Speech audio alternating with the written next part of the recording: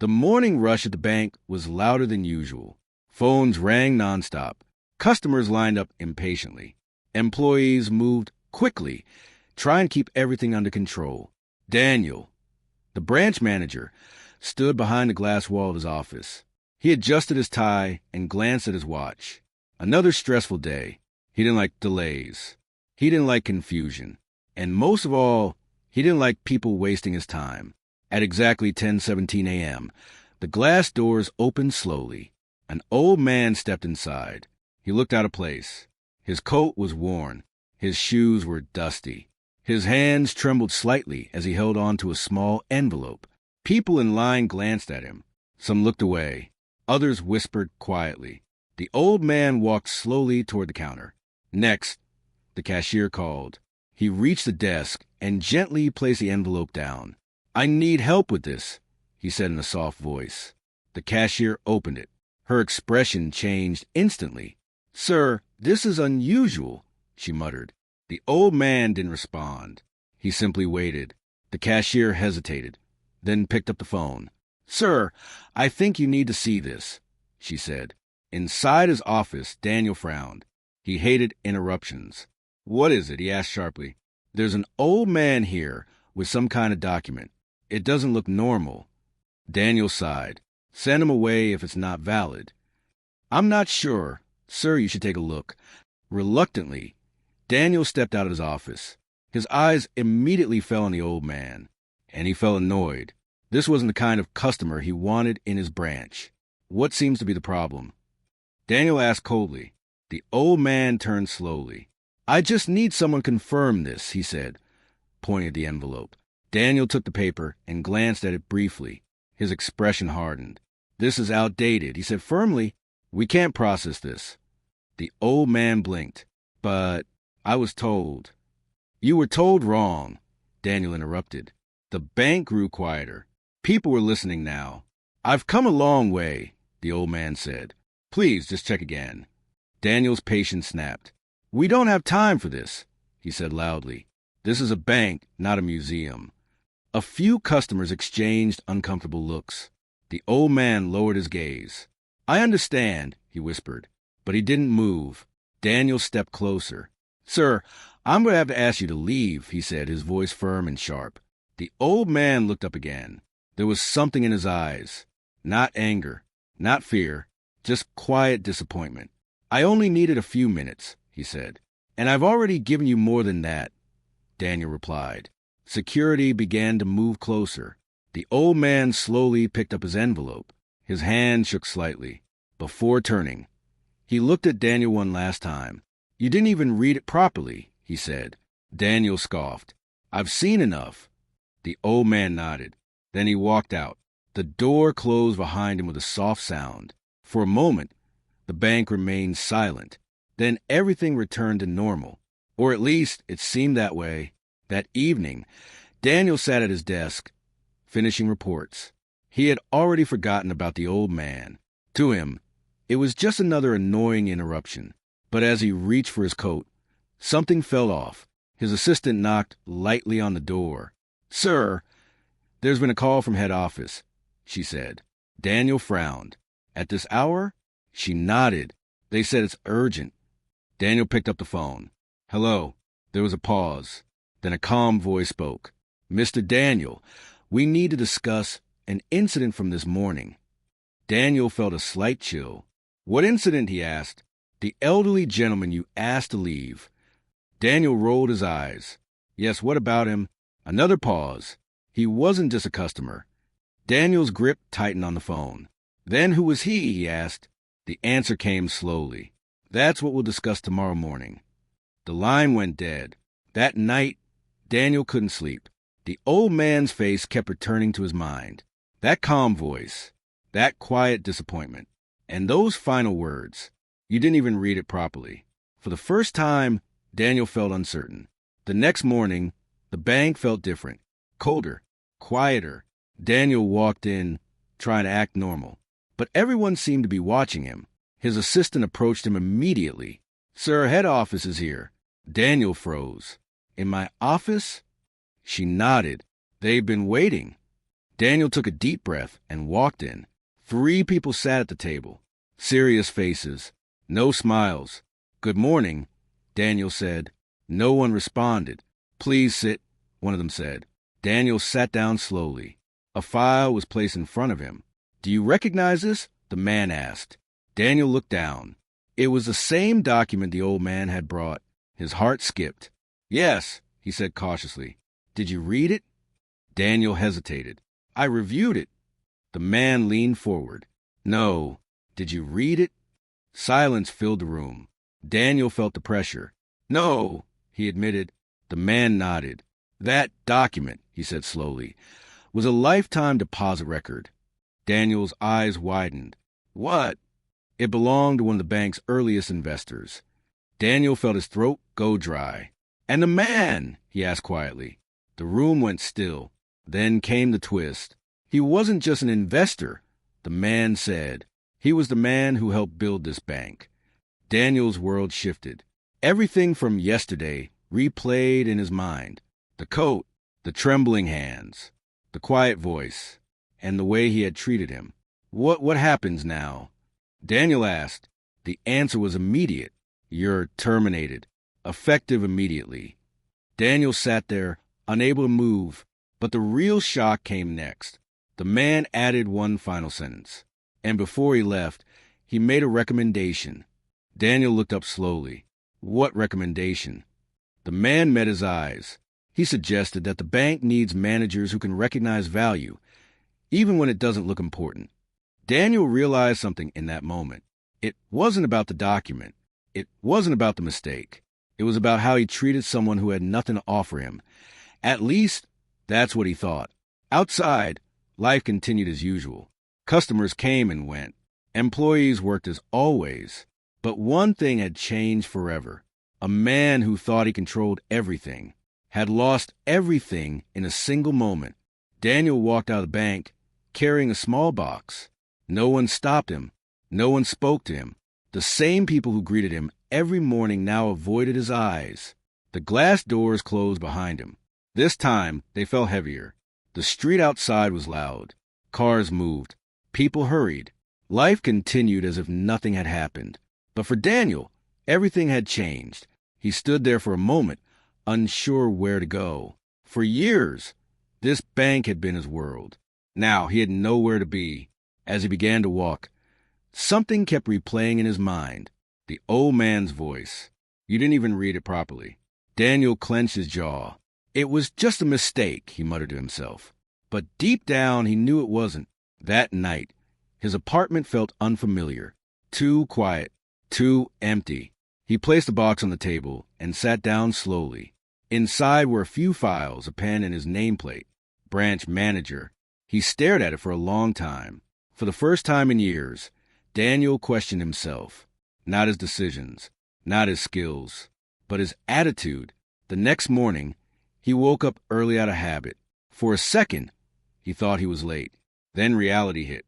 There was no job to go to. He sat by the window, watching people head to work.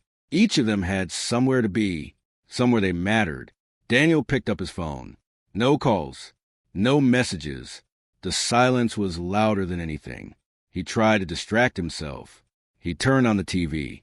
He made coffee. He scrolled endlessly. Nothing helped. By afternoon, he couldn't take it anymore. He grabbed his coat and stepped outside. He didn't know where he was going, but he knew he couldn't stay inside. His feet led him back to the bank. He stopped across the street. Employees moved inside as usual. A new manager stood where he once did. Daniel felt something tighten in his chest. It had only been a day, and yet he had already been replaced. As he turned to leave, he noticed something across the street near a small bench. The old man was sitting there. Daniel froze. For a moment, he thought he was imagining things. But no, it was him. The same worn coat. The same calm presence. The old man was feeding crumbs to a few birds. As if nothing had happened, Daniel hesitated. Part of him wanted to walk away, pretend he didn't see him. But something stronger pulled him forward. He crossed the street slowly. Each step felt heavier than the last. When he reached the bench, he stopped. The old man didn't look up. You came back, the old man said quietly. Daniel blinked. You knew I would. The old man smiled faintly. Most people do, he replied. Daniel sat down, leaving a small gap between them. For a few seconds, neither of them spoke. I didn't know, Daniel finally said. His voice was lower than usual. I didn't know who you were. The old man nodded. I know. Daniel looked at him. Then why didn't you say anything? The old man scattered another piece of bread. The birds rushed closer. Would it have changed anything? He asked. Daniel opened his mouth to answer, but no words came out. The truth was clear. It wouldn't have. I was doing my job, Daniel said weakly. The old man turned to him. And what is your job? He asked. Daniel frowned. To manage the bank, to make decisions, to keep things running smoothly. The old man shook his head gently. No, he said. Your job was to understand people. Daniel felt that sentence hit harder than anything before. I made a mistake, Daniel admitted. Yes, the old man said calmly. You did. Daniel looked down at his hands. I lost everything because of it. The old man was quiet for a moment. Then he spoke again. No, he said softly. You lost everything because of who you chose to be in that moment. Daniel closed his eyes. There was no defense left. Why did you come to the bank? Daniel asked. If you already knew... The old man smiled slightly. I didn't come for the money. Daniel looked confused. Then why? The old man leaned back against the bench. I've been visiting different branches, he said. Watching. Observing. Daniel felt a chill. Testing them, he asked. The old man nodded. Not their systems. Not their numbers. He paused. They're people. Daniel swallowed. And I failed.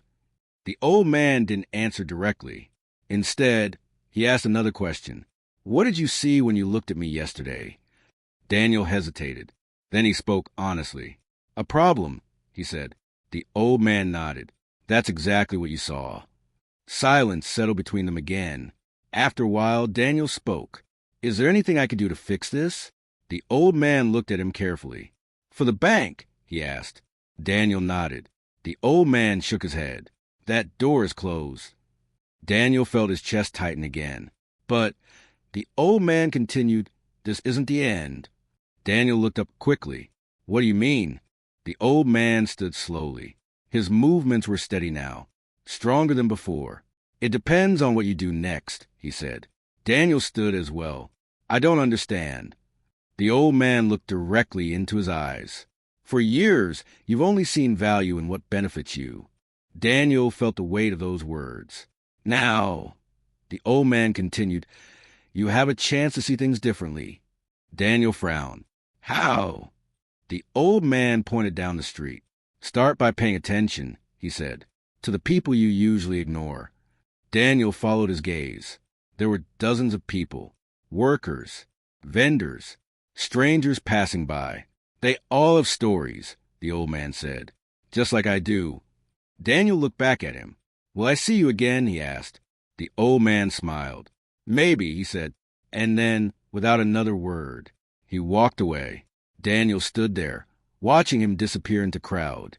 For the first time in a long time, Daniel didn't feel anger. He didn't feel frustration. He felt something else, something unfamiliar, awareness. That day, Daniel didn't go home. He walked through the city instead, slowly, carefully. He noticed things he had never seen before. A tired cashier forcing a smile. A delivery man struggling with heavy boxes. An old woman counting coins twice before buying bread. For the first time, he didn't see problems. He saw people. And somewhere deep inside, something began to change. But Daniel didn't realize one thing yet. The old man's visit wasn't just a lesson. It was the beginning of something much bigger. The days after that meeting felt unfamiliar. Daniel no longer rushed through life. He no longer checked his watch every few minutes. For the first time in years, he had nowhere urgent to be. At first, it felt uncomfortable, like he had lost control. But slowly, that feeling began to change. Every morning, he walked through the same streets. But now, he noticed details he had ignored before. The way a shopkeeper greeted every customer with patience. The way a young boy helped his mother carry groceries. The way an old man sat quietly, watching the world go by. Daniel started stopping, listening, observing. One afternoon, he entered a small grocery store, not because he needed anything, just because he was curious. The owner stood behind the counter, a middle-aged man with tired eyes, but a warm smile. "Welcome," he said. Daniel nodded. He walked through the aisles slowly. Everything was simple, nothing fancy, but everything felt real. At the counter, a woman stood counting coins. She looked nervous. "I'm short," she said quietly. The shopkeeper waved his hand. "It's fine. Pay next time." The woman looked surprised. "Are you sure?" He smiled. "I trust you." Daniel watched silently. A simple moment, but it stayed with him. When the woman left, Daniel stepped forward. "You didn't know her," he said. The shopkeeper shrugged. "I didn't need to." Daniel frowned. "What if she doesn't come back?" The man smiled again. "Then I lose a little money," he said. "But if she does come back, I gain trust." Daniel felt something shift inside him. That night, he couldn't stop thinking about the bank, about the old man, about the way he used to see everything. He had always measured value in numbers, profit, efficiency, time. But now, he was starting to see something else. The next day, Daniel returned to the same store. Then the next day, and the next. Eventually, the shopkeeper noticed. "You come here often," he said. Daniel smiled slightly. "I guess I do." They began to talk. Short conversations at first, then longer ones. The shopkeeper's name was Kareem. He had run the store for over 20 years. "I used to work in a big company," Kareem said one day. "Good salary, big office." Daniel looked surprised. "Then why did you leave?" Kareem leaned against the counter. "I realized something," he said. "I was making money, but losing people." Daniel understood that more than he expected. Days turned into weeks, and slowly, something unexpected happened. Daniel started helping in the store. At first, just small things, arranging shelves, carrying boxes, helping customers. It felt strange. A former bank manager, working in a small grocery shop, but it also felt right. One evening, as they closed the shop, Kareem looked at him. "You're different now," he said. Daniel paused. "Different how?" Kareem smiled. "You listen more," he said. "You don't rush people." Daniel thought about that. "I had to lose everything to learn that," he said quietly. Kareem nodded. "Sometimes that's the only way." That night, as Daniel walked home, something caught his attention. A familiar figure stood across the street. The old man. Daniel's heart skipped.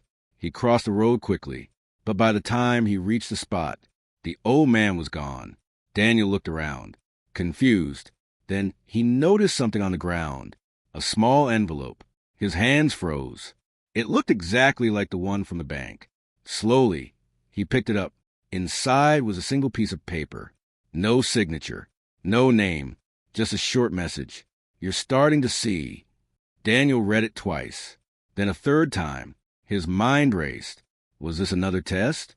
Another lesson? Or something more? The next morning, Daniel returned to the bench where he had first met the old man. He waited for hours, but the old man didn't appear. Days passed. Still nothing. Daniel began to wonder if he would ever see him again. But then, one afternoon, something unexpected happened. A black car stopped in front of Kareem's shop. It didn't belong there. It stood out immediately. Two men stepped out, both in formal suits, serious expressions. They entered the shop slowly. Their eyes scanned the place. Then they stopped on Daniel. "Mr. Daniel?" one of them asked. Daniel felt a sudden tension. "Yes." The man nodded. "We've been looking for you." Kareem glanced between them. "What's going on?" he asked. The second man stepped forward. "We represent the bank's executive board." Daniel's chest tightened. "We'd like you to come with us," the man continued. Daniel frowned. "Why?" The first man exchanged a glance with his partner. Then he spoke. "Because the old man asked for you." The room fell silent. Daniel felt the same chill as before. "Where is he?" Daniel asked. The man didn't answer directly. Instead, he said something unexpected. "You're not the only one he visited." Daniel's confusion grew. "What do you mean?" The man took a breath. "He's been testing branches across the country," he said. "Managers, staff, systems." Daniel's mind raced. "And out of all of them," the man continued, "you're the only one he asked to see again." Daniel stood frozen. "Why me?" he asked quietly. The man looked at him carefully. "That's what we're about to find out." Daniel glanced at Kareem, then back at the man. Something inside him hesitated. Just weeks ago, he would have jumped at this. A second chance. A return to power. But now, he wasn't sure. "Do I have a choice?" Daniel asked. The man nodded. "Of course." Daniel looked around the small shop, at the shelves, at the counter, at Kareem. Then he took a deep breath. "I'll come," he said, as he stepped outside and into the car. One thought stayed in his mind. This wasn't about getting his job back. This was something else, something bigger. And somewhere ahead, the old man was waiting. The car moved quietly through the city. Daniel sat in the back seat, staring out the window. Everything felt familiar, yet completely different. He passed a bank, the same building, the same doors, the same life he used to live. But he didn't feel the urge to go back. The car didn't stop there. It kept going. Daniel frowned. "Where are we going?" he asked. The man in the front seat replied calmly, "You'll see." The city slowly faded behind them. Tall buildings turned into smaller ones. Busy streets turned into quiet roads. After nearly an hour, the car finally stopped. Daniel stepped out. In front of him stood an old building. Not modern, not impressive, but it carried a certain weight. "What is this place?" Daniel asked. The man opened the door. "Go inside," he said. "He's waiting." Daniel's heart began to beat faster. He walked in slowly. The hallway was quiet, almost too quiet. At the end of the corridor, a door stood slightly open. Daniel pushed it gently. Inside, the room was simple. A wooden table, 2 chairs, and near the window, the old man. He stood there looking outside, as if he had been expecting this moment. "You came?" the old man said without turning. Daniel stepped forward. "Yes." The old man turned slowly. The same calm face, the same steady eyes. But something felt different this time. Stronger. "I wasn't sure you would," the old man added. Daniel took a breath. "I wasn't sure either." The old man smiled faintly. "Good," he said. "That means you've started thinking." Daniel sat down across from him. "So, what is this?" he asked. The old man didn't answer immediately.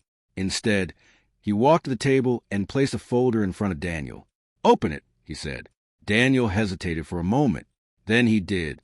Inside were documents, reports, photos, different bank branches, different managers, different interactions. Daniel flipped through them slowly.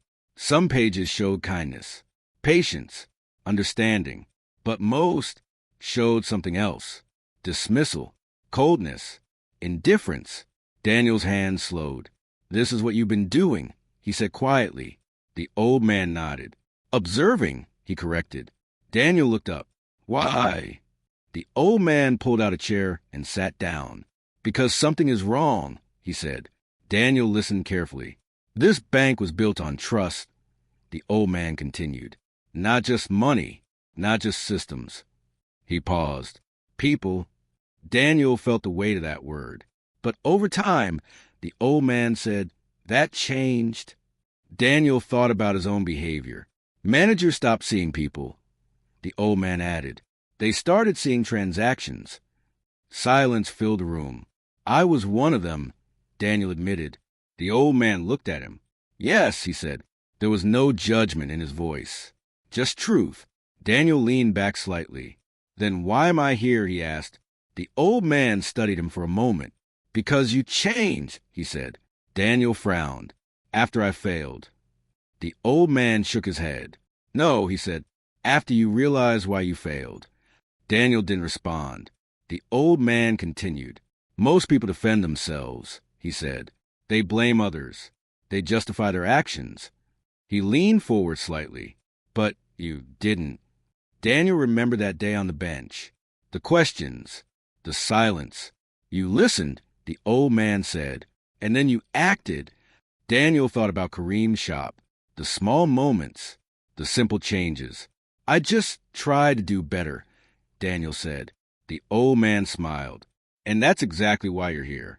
Daniel felt a mix of confusion and curiosity. What do you want from me? He asked.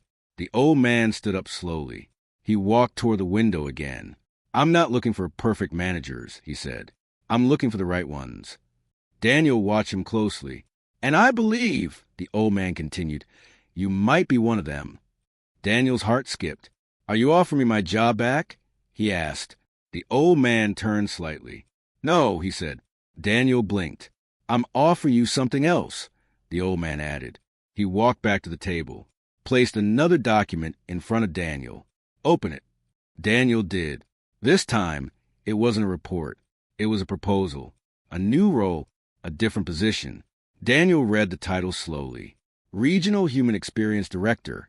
He looked up. I don't understand, he said. The old man smiled. You won't be managing money anymore, he said.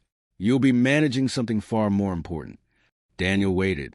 People, the old man said. The word echoed in the room. You'll visit branches, the old man continued. You'll observe. You'll guide. You'll train. Daniel's mind raced. You want me to do what you've been doing, he said. The old man nodded. But differently, he added. Daniel looked down at the document again. This wasn't a promotion. It wasn't a return. It was a responsibility. What if I fail again? Daniel asked quietly. The old man's answer came without hesitation. Then you learn again. Daniel felt something settle inside him. For the first time, failure didn't feel like an end. It felt like part of the process. Why do you trust me? Daniel asked. The old man paused. Then he said something unexpected. Because you know what it feels like to be wrong. Daniel didn't speak. And more importantly, the old man added, you know what it feels like to admit it. The room grew quiet again. Daniel took a deep breath. This was a different path. Not the one he had planned. But somehow, it felt right. He looked up. I'll do it, he said. The old man smiled. Not wide, but enough. I know, he said. As Daniel stood to leave, one question remained. He turned back. Who are you really? He asked. The old man looked at him. For a moment, there was silence. Then he answered, I'm just someone who remembers what this place was meant to be. Daniel held his gaze. And somehow, that answer felt complete. As he stepped out of the building, the world looked different again. But this time, not because he had lost something, because he had found something. And his real journey was just beginning. Daniel's first day in his new role didn't feel like a promotion. There was no large office, no nameplate on a glass door, no one waiting to impress him. Instead, there was a simple list. Branches, locations, dates. At the top of the page, one sentence stood out. Observe before you act. Daniel read it twice, then folded the paper carefully. His journey began the next morning.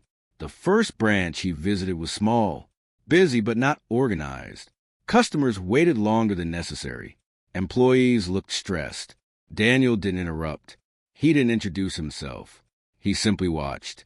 An elderly woman approached the counter. Her hands shook as she searched through her bag. The line behind her grew impatient. The cashier sighed. Please be quick, she said. Daniel felt a familiar tension. A memory. He stepped forward slightly. But then he stopped. Observe before you act. The woman finally found her document. She smiled nervously. I'm sorry, she said. The cashier didn't respond. She processed a request quickly. No eye contact. No patience. Daniel saw everything clearly. Not just the action, but the feeling behind it. After a while, he approached the manager. A younger man. Sharp suit. Confident posture. Busy day, Daniel said. The manager nodded. Always, he replied. Daniel smiled slightly. Mind if I ask you something? The manager gestured for him to continue. What do you see when you look at your customers? Daniel asked. The manager frowned slightly. Clients, he he said. Transactions, responsibilities. Daniel nodded slowly. I used to say the same thing, he replied. The manager looked at him with curiosity. Daniel didn't say more. He didn't need to. Instead, he handed him a small card. On it, just a few words. Look again. Then Daniel left. This became his pattern. Branch after branch, city after city. He didn't give lectures. He didn't enforce rules. He told stories. Small ones, simple ones. About a woman counting coins. About a shopkeeper who trusted strangers. About an old man who walked into a bank and was turned away. Some listened, some didn't. But slowly, things began to change. Employees started pausing, listening more, reacting differently. Not everywhere, not instantly, but enough. One afternoon, weeks later, Daniel arrived at a branch he hadn't planned to visit. Something about it felt familiar. As he stepped inside, his heart slowed. It was the same branch, the one where everything had begun. The same glass walls, the same counters, the same space. But it felt different now. Quieter, softer. Daniel walked slowly through the room. At the counter, a young employee was helping an elderly man. The man seemed confused. He repeated the same question twice. The employee didn't rush him, didn't interrupt. Instead, she smiled and explained again. Gently, Daniel stopped, watching. The line behind them waited patiently. No complaints, no tension. Something had changed here. As Daniel looked around, he noticed a figure standing near the back. The old man. Daniel's breath caught. Their eyes met. The old man didn't move. He simply watched. Daniel walked toward him slowly. You came back, Daniel said. The old man smiled faintly. I never really left, he replied. Daniel glanced around. Things are different, he said. The old man nodded. They are. Daniel looked at him. Was this your plan? He asked. The old man shook his head slightly. No, he said. Daniel frowned. I only started something, the old man continued. He looked directly at Daniel. You changed it. Daniel felt those words settle deep. I just told a story, he said quietly. The old man smiled. And people listened. They stood in silence for a moment. Then the old man spoke again. Do you remember what you saw the first time I walked in here? He asked. Daniel didn't hesitate. Yes, he said. A problem. The old man nodded. And now, he asked. Daniel looked around. At the people. At the interactions. At the small moments. Then he answered. People, he said. The old man's smile grew slightly. That's all it was ever meant to be, he said. A quiet peace filled the space between them. After a moment, Daniel asked one final question. Will you keep doing this? He said. The old man looked toward the door. There will always be places I forget, he said. He paused. And people who need reminding. Daniel nodded slowly. This wasn't an ending. It was something ongoing. A cycle. As the old man began to walk away, Daniel spoke. Thank you, he said. The old man stopped briefly, but didn't turn. Then he said something that stayed with Daniel forever. Just don't forget again. And with that, he walked out. The door closed softly behind him. Daniel stood there, watching, not with regret, not with doubt, but with understanding. Because this time, he had read it properly. And this time, he saw everything.